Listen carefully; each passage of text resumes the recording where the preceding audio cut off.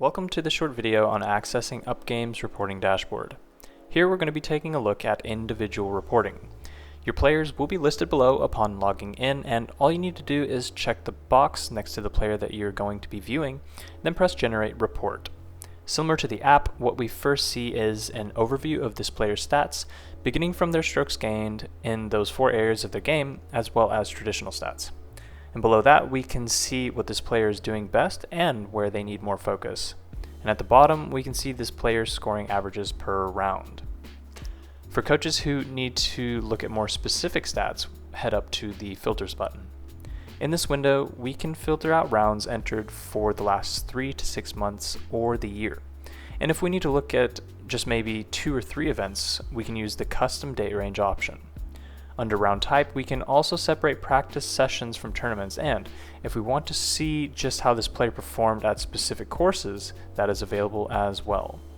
Now at the top, if we want to see a specific event, all we need to do is select the tournament we're looking for in this menu, and finally, in case we need to look at all this information the reporting dashboard offers in hard copy, all we need to do is press the Export PDF button.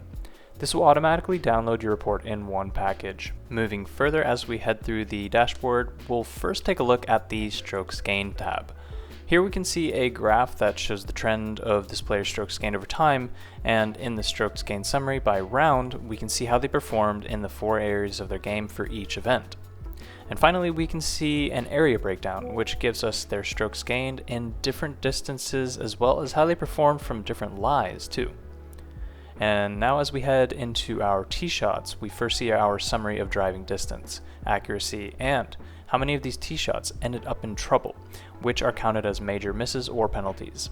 And below that, we can see our percentages for the different end shot results. Now if we want to look more specifically through this player's accuracy, we also have target zones and how many of those shots, either with driver or 3-wood, end up in these zones. And now finally, we can also see dispersion maps for those 2 clubs off the tee.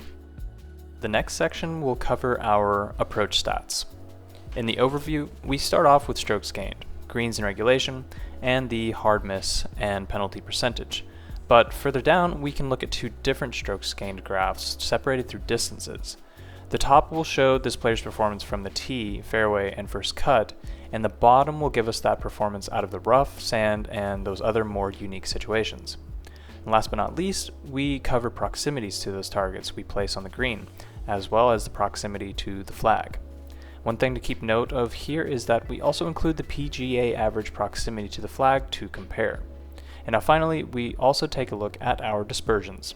Just like in our cumulative analysis section, we can see this player's dispersion from these 4 different yardage windows. Now let's head over to the short game tab, which will show us strokes gained total and our hard shot percentages. Below that, we see a valuable graph that shows us this player's performance from our 3 different short game shot difficulties, easy, medium, and hard, and we separate this even further by adding how they perform from the different lies in these 3 different shot difficulties as well. Now let's finally head over to the moneymaker, the putting tab. In our overview, we are going to see conversion rates from those different distances, but on the right, we get our lag putting performances as well.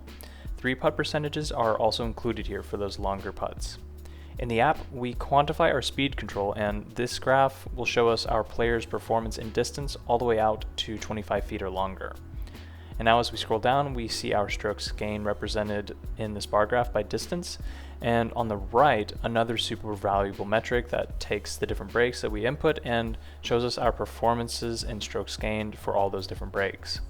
And now finally, we get to a graph that shows us our conversion rates for left to right putts and right to left putts, but additionally what side of the hole that this player is missing these putts on for those different distances.